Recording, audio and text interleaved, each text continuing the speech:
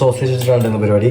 അപ്പോൾ ആദ്യം നമുക്ക് ഇവനൊന്ന് പെട്ടെന്നൊന്ന് മാരിനേറ്റ് ചെയ്യാം. As usual our typical marination cinnamon, pepper and turmeric. Cinnamon, pepper, turmeric.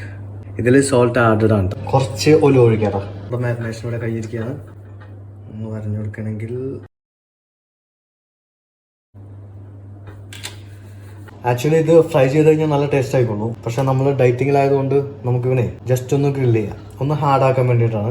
വന്നായിട്ട് വെച്ച് കൊടുക്കാം ഗൈസ്. ഓക്കെ, നമുക്ക് പെട്ടെന്ന് ഇവനെ ഗ്രില്ല് ചെയ്യാം. യെസ്.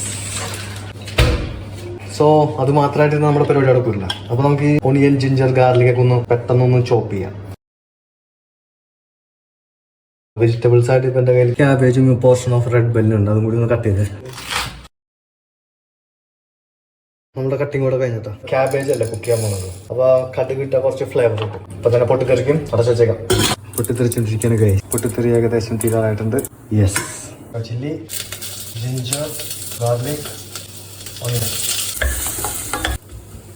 സോൾട്ട്, കുറച്ച് സിനമൺ കേട്ടോ ഫ്ലേവറിന് വേണ്ടിയിട്ട്, ബ്ലാക്ക് പെപ്പർ, ടെർമറിക്.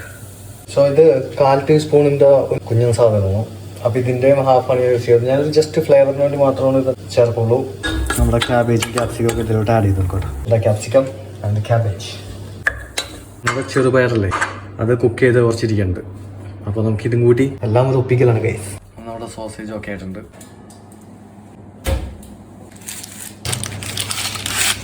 അതുപോലെ